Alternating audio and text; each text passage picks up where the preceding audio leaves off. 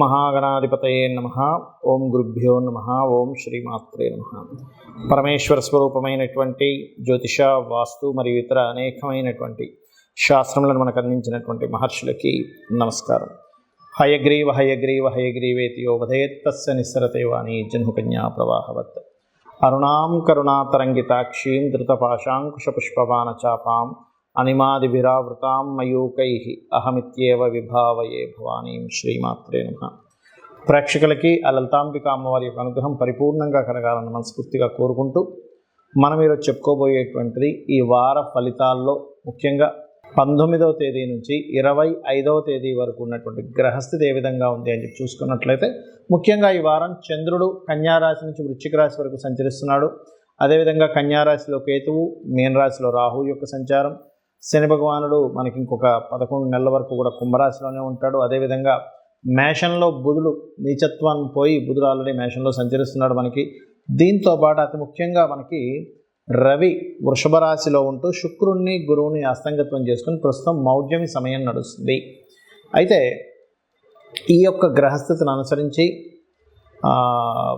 ఎటువంటి జాగ్రత్తలు తీసుకోవాలి? ఎందుకంటే ఇప్పుడు ప్రజెంట్ మీనరాశిలో కుజుడు, రాహు కూడా ఉన్నారు.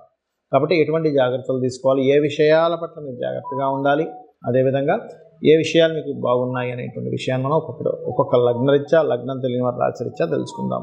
వృశ్చిక లగ్నము, వృశ్చిక రాశి. వృశ్చికం వారి కనుక చూసుకున్నట్లయితే రాస్యాధిపతి పంచమ స్థానంలో ఉన్నాడు. కాబట్టి ఏదైనా సినిమా ఫీల్డ్ లేకపోతే ఇంకేదైనా క్రియేటివ్ ఫీల్డ్స్లోకి వెళ్ళాలనే ఆలోచనలు, కొంచెం సంతానంతో కానీ లేకపోతే ఫ్రెండ్స్తో కానీ తెలియని ఘర్షణ వాతావరణం, ప్రేమించిన వారితో ఘర్షణ వాతావరణం ఇటువంటివి చూపిస్తున్నాయి. మీ యొక్క జీవిత భాగస్వామికి తెలిసిన వారికి ఎవరికైనా ధనం ఇవ్వడం ద్వారా స్ట్రక్ అయ్యే ఛాన్సెస్ ఉన్నాయి. కాబట్టి ఫ్రెండ్స్కి, మీ జీవిత భాగస్వామికి సంబంధించిన ఫ్రెండ్స్కి లేకపోతే మీ ఫ్రెండ్స్కి ఎవరికైనా మనీ ఇచ్చేటప్పుడు పర్టికులర్గా జాగ్రత్తగా ఉండండి.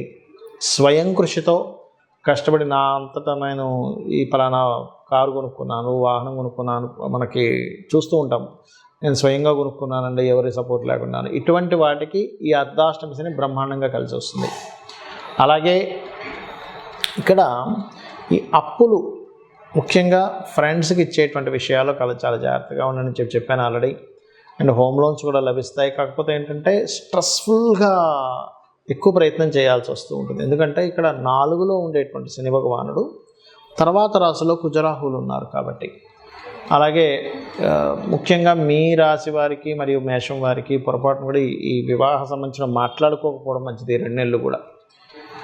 అదేవిధంగా ఈ రవి ఉండేటువంటి స్థితి కనుక చూసుకున్నట్లయితే కాస్త శుభగ్రహాలతో అస్తంగత్వం చేసుకున్న శుభగ్రహాలతో ఉన్నందుకు ప్రమోషన్స్ రావడానికి, ఉద్యోగం కొత్త అవకాశాలు రావడానికి చాలా బాగుంది. కాకపోతే ఎక్కువ లాభాలు వస్తాయి అనేటువంటి కొన్ని మనం తెలియకుండానే కొన్ని మిస్టేక్ చేస్తుంటాం. అటువంటి విషయాల్లో మాత్రం మీరు ఎక్కువ లాభాలు వస్తాయని ఏదో అప్పులు తీసుకొచ్చి వ్యాపారాల్లో పెట్టము, దానివల్ల ఇబ్బంది పడడం జరుగుతూ ఉంటుంది. కాబట్టి అందులో పర్టికులర్గా మీరు 19, 20 తేదీలు మరింత జాగ్రత్తగా ఉండండి. విదేశాలకు వెళ్ళేటువంటి అంశాలు లేకపోతే ఇన్వెస్ట్మెంట్ చేసేటువంటి అంశాల పట్ల కాస్త జాగ్రత్తగా ఉండండి. అయితే ఇక్కడ అర్ధాష్టమ శని నడుస్తున్నందుకు ముఖ్యంగా మీరు ఓం అనాకలిత సాదృశ్య చుకుక శ్రీ విరాజితాయే నమః అని అనుకుంటూ ఉండండి. అమ్మవారి పటంలో ఈ గెడ్డపు శోభ గురించి చెప్పినటువంటి, అమ్మవారి యొక్క గెడ్డపు శోభ గురించి చెప్పినటువంటి మంత్రము కాబట్టి అమ్మవారి గెడ్డ భాగాన్ని చూస్తూ ఆ మంత్రం చేయండి, మరింత మంచి ఫలితం వస్తుంది మీకు. చాలామంది నన్ను అడుగుతుంది ఏమిటంటే, జన్మజాతకంలో ఫలానా దశ నడిచేటప్పుడు ఎటువంటి జాగ్రత్తలు తీసుకోవాలి అని అడుగుతూ ఉన్నారు. ఒకటే గుర్తుపెట్టుకోండి, మీకు ఇక్కడ ఒక క్లారిటీ ఇవ్వబోతున్నాను. మీ యొక్క జన్మజాతకంలో ఏ దశ నడుస్తున్నా, చాలామందికి ఉన్న అపోహ ఏంటంటే, ఏమంటే గురుదశ నడుస్తే మంచిది, శుక్రదశ నడుస్తే చాలా మంచిది, బుధ దశ నడుస్తే మంచిది, శని అయితే మంచిది కాదు, కుజుడు అయితే మంచిది కాదు, రాహు అయితే మంచిది కాదు అని కొన్ని అపోహలు ఉన్నాయి. ఇలా కేతు అయితే మంచిది కాదేమని. అలా కాదు. ఎప్పుడు కూడా ఆ ప్లానెట్ ఎక్కడ ఉంది, అది ఎలాంటి ఫలితం ఇస్తుంది. ఎందుకంటే శుక్రదశలు, గురుదశలు నడిచిన వాళ్ళు, ఇబ్బంది పడ్డ వాళ్ళని చూశాను నేను. కుజదశ, శని దశ, రాహుదశలు ఇట్లాంటి పాపగ్రహ సంబంధించిన దశలు నడిచేటప్పుడు మంచి ఫలితాలు రావడం చూశాను. అయితే ఇక్కడ ఎందుకు అలా జరుగుతుంది అంటే, మొట్టమొదటిగా ఆ యొక్క దశానాథుడు ఉన్న కండిషన్ బట్టి మీకు ఇస్తుంది రిజల్ట్. కాబట్టి ఆ దశానాథుడు ఎలా ఉన్నాడో చూసుకోవాలి. సరే, మీకు ఫలానా దశ వచ్చింది, ఒక్కొక్క గ్రహ రీత్యా చూసుకుందాం. రవి మహర్దశ నడుస్తుంది అనుకోండి.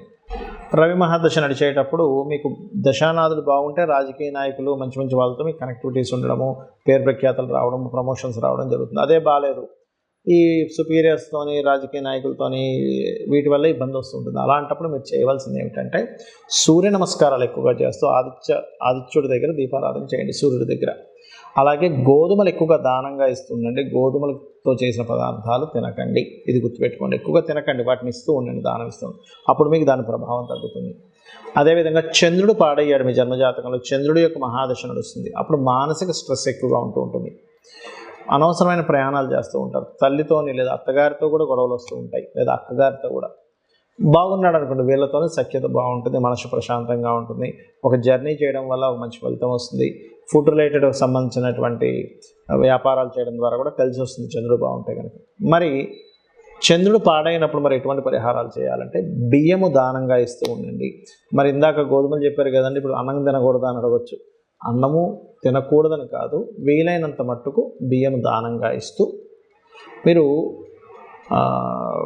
పర్టికులర్గా సోమవారాలు ఎటువంటి తొందరపాటు నిర్ణయాలు తీసుకోకండి. అంటే ఎమోషన్స్కి కారకుడు చంద్రుడు, ఎమోషన్స్కి గురై తొందరపాటు నిర్ణయాలు తీసుకుంటాం సోమవారాలు. కాబట్టి ఈ యొక్క జాగ్రత్త తీసుకోండి.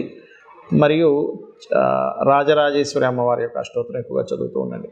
ఇక అదేవిధంగా కొంతమందికి కుజుడి యొక్క మహాదశ నడుస్తుంది. చాలామంది ఏమనుకుంటారంటే కుజదశ నడిస్తే యాక్సిడెంట్స్ అవుతాయి అనుకుంటారు. అందరికీ అవ్వాలని రూల్ లేదు. కుజుడు యాక్సిడెంట్ యోగంలో ఉంటేనే, లేదా కుజుడు కుజదోషంలో ఉంటేనే ఇబ్బంది. అన్ని విషయాలకి ప్రతిసారి కూడా కుజుడు అనగానే వివాహానికి ఇబ్బంది ఇస్తాడని దాని అర్థం. మరి ఇప్పుడు ఏం చేయాలి అంటే చక్కగా మీరు కందులు దానంగా ఇస్తూ, కుజుడు కనుక పాడయ్యాడు, మీకు గొడవలు అవుతుంటాయి, యాక్సిడెంట్స్ అవుతుంటాయి, అనవసరమైన గొడవల్లోకి ఎంటర్ అవుతుంటారు, అన్నదమ్ముల మధ్యన గొడవలు అవుతుంటాయి. బాగున్నాడు, ఇవేమీ అవ్వకుండా భూముల మూలంగా, ఫ్యాక్టరీస్ మూలంగా కలిసి వస్తుంది. అలాంటప్పుడు మీరు బాగోలేదు, ఇట్లాంటివి అవుతున్నాయి అన్నప్పుడు కందులు దానంగా ఇస్తూ ఉండండి. కందులు, ఎరుపు రంగు వస్త్రము మీ దగ్గరలో ఉండే పురోహితులకు ఇవ్వండి. అలాగే మరొకటి ఏంటంటే మంగళవారాలు ప్రత్యేకంగా ఏదైనా గొడవ జరుగుతుంది అనేటువంటి సిచ్యువేషన్స్లోకి వెళ్ళకండి. అలాగే కుజహోరల్లో కూడా సుబ్రహ్మణ్యేశ్వర స్వామి ఆరాధన చేసుకోండి, అన్ని విధాలా బాగుంటుంది. ఇక బుధుడు పాడయ్యాడు మీ జన్మజాతకంలో, రిలేషన్స్ వల్ల ఇబ్బంది, లేకపోతే ఎవరో ఏదో మీ మీద తాంత్రిక ప్రయోగం చేశారేమో అనే ఒక అనుమానం, చేసేటువంటి మంత్రాలు తప్పుడు మంత్రాలు తీసుకొని ఏవో ఉచ్చాటం చేస్తూ ఏదో మంత్రం చేసుకుంటుంది, అది రాంగ్ ఉంటుంది.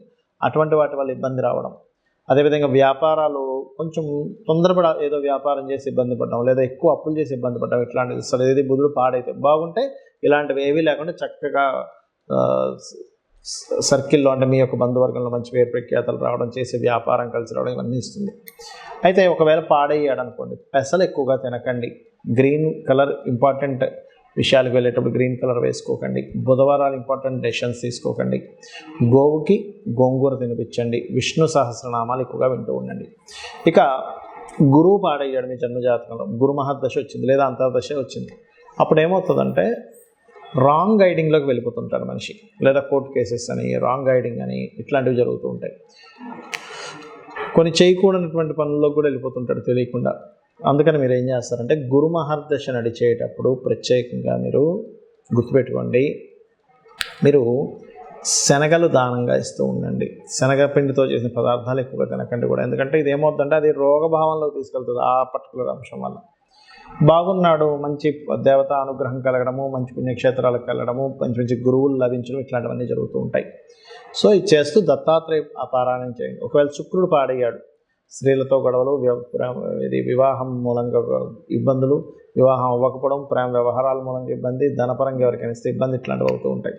బాగున్నాడు, ఏమీ కాదు, చక్కగా స్త్రీల మూలంగానే సహకారం లభిస్తుంది, ఫైనాన్షియల్ గ్రోత్ ఉంటుంది, లగ్జరీ లైఫ్ ఉంటుంది, అన్నీ అద్భుతంగా వెళ్తూ ఉంటాయి. బ్యూటీగా అండ్ బ్యూటీ, మనీ, లగ్జరీ ఇవన్నీ అద్భుతంగా ఉంటాయి వీళ్ళకి. మరి ఈ శుక్రుడు పాడైతే కనుక మీరు బొబ్బర్లు దానంగా ఇస్తూ, పర్టికులర్గా మీరు శుక్రవారాలు పొరపాటును కూడా స్త్రీలతో ఎటువంటి ఘర్షణలో పెట్టుకోకండి. అమ్మవారి ఆరాధన, అమ్మవారి ఆలయాలకు వెళ్తూ ఉండండి. ఇక అదే శని భగవానుడు పాడేడు, ఏళ్ళనాడు శని నడుస్తుంది, లేదా శని మహర్దశ వచ్చింది, బాగున్నాడు, అద్భుతంగా ఉంటుంది. చిన్న మీ కింద స్థాయి వాళ్ళతోనే మీకు మంచి సపోర్ట్ లభిస్తుంది, ఏం చేసినా కలిసి వస్తుంది. లాంగ్ టర్మ్ డెసిషన్స్, మంచి మంచి డెసిషన్స్ తీసుకుంటారు. శని బాగుంటుంది. శని బాగాలేడు అనుకోండి, మీ కింద పనిచేసే వాళ్ళతో మీకు ఇబ్బంది రావడం, ఆయిల్ బిజినెస్లు, ఐరన్ బిజినెస్ వల్ల ఇబ్బంది రావడము, జాబ్ లేకపోవడము, ఏ జాబ్ చేస్తున్నా సరే సాటిస్ఫాక్షన్ లేకుండా ఇలాంటివి అనిపిస్తుంటాయి. అలాంటప్పుడు మీరు కాలభైరవ అష్టకంగానే ఆంజనేయ స్వామి ఆలయాలకు కానీ రెగ్యులర్గా వెళ్తూ అనాకలిత సాదృశ్య చుబక శ్రీ విరాజితాయ నమః అనే మంత్రం చేసుకోండి, అన్ని విధాలా బాగుంటుంది. గోవుకి బెల్లం తినిపించండి. ఇక రాహుకేతువులు, రాహువు కేతు ఇద్దరు ఛాయాగ్రహాలు కాబట్టి రాహువు కేతువు కానీ మహాదశలు నడుస్తూ బాగోపోతాయి. అన్డయాగ్నోసిస్ అంటే డయాగ్నోస్ చేయలేకపోతుంటాం, హెల్త్ ఇష్యూస్ అలాంటివి వస్తుంటాయి. అన్ప్రెడిక్టబుల్, అసలు ఏం జరుగుతుందో మనకు అర్థం కాదు, ఏదో ఒక మాయలాగా వెళ్తూ ఉంటుంది. రాహుకేతువులు పాడైతే బాగుంటే మంచి స్టేజ్ తీసుకెళ్తారు రాహుకేతువులు. కాబట్టి ఏ గ్రహమైనా మంచిదే.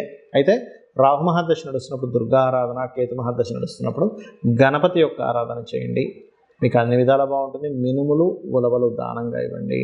అందులో పర్టికులర్గా రాహుకేతులు ఇద్దరూ పాడే రాహులో కేతు వచ్చేటప్పుడు ఖచ్చితంగా మీరు కాళహస్తికి వెళ్ళిరండి. శ్రీమాత్రే నమః.